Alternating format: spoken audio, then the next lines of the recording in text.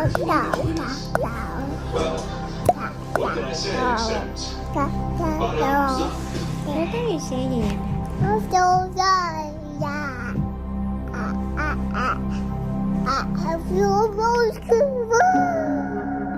At totoo nga yung balita, magkakaroon na po tayo ng baby number 2 dito sa BG House.